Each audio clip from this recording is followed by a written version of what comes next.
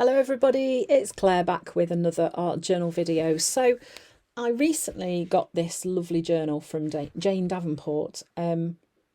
It's got beautiful quality watercolour paper in, and I've been faffing about drawing faces, and I had these ones that I'd drawn.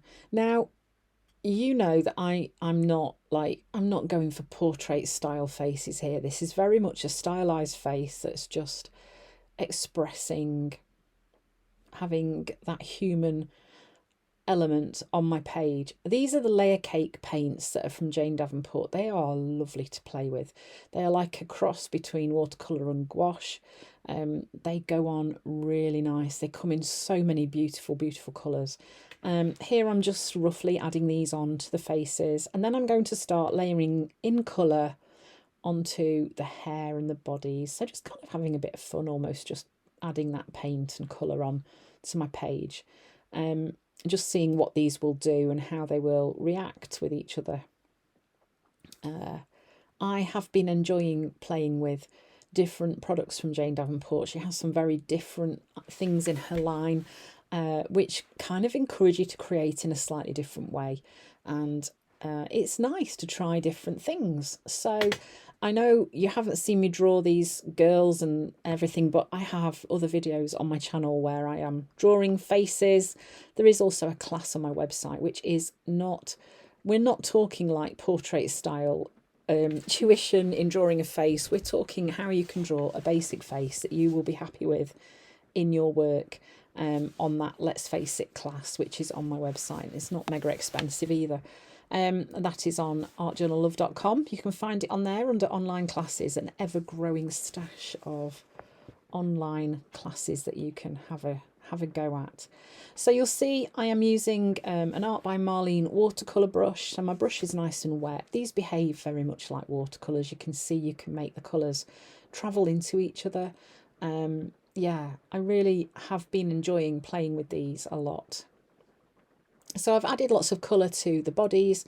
Then I'm going to go in and think about the hair and the background and building all those colours and layers up. So I'm just going to let you watch. I'm not going to chit chat on because, you know, it's fairly self-explanatory. I'll let you just watch what I'm doing.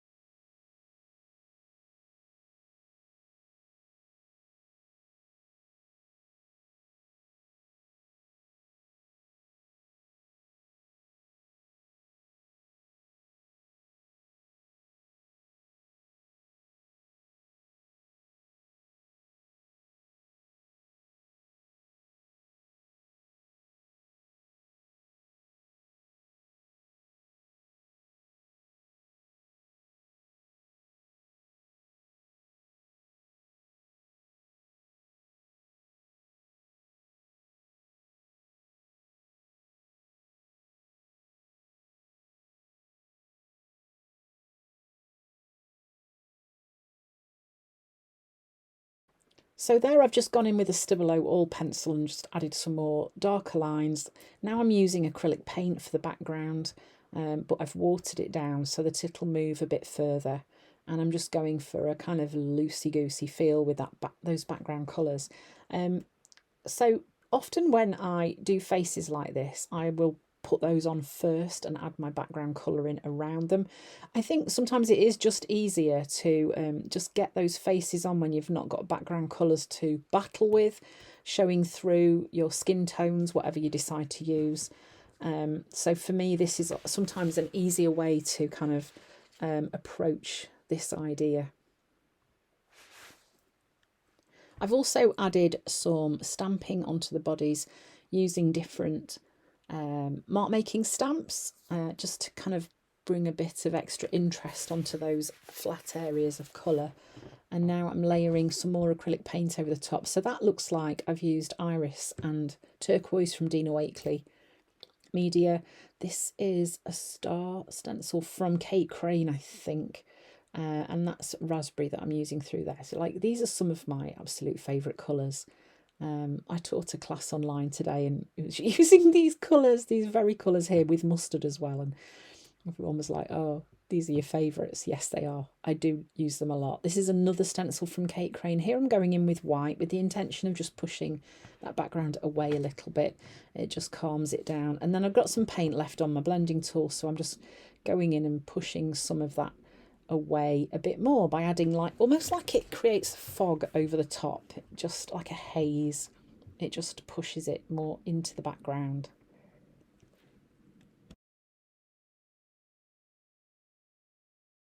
So one way that's lots of fun to get text onto your page, apologies about my head, it keeps popping into the screen, is to go in and write with your Stabilo all pencil. It creates lovely soft lines, and you can water activate it after you've written.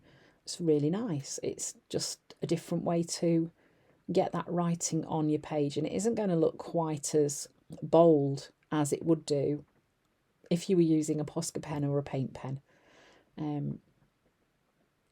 Sometimes you have to try something new, not knowing if it will work or not. Yes. Being brave is, particularly in your art journal, something that I try to do. I try to do new things. I can't speak. I need to try to speak better. Yeah, try out those things, because if anywhere is a safe space to do it, your art journal should be. And what's the worst that happens if it goes wrong? It really doesn't matter. You can gesso over it and start again. So going over those letters with a water brush just helps, like, it's drawn the words forward, but they're nice and soft. They're not too obvious. And then I've added the word resilient over the top as well. So just layering my text. So I hope you've enjoyed watching this video of this page come together. Thanks for watching, and I hope to see you again soon.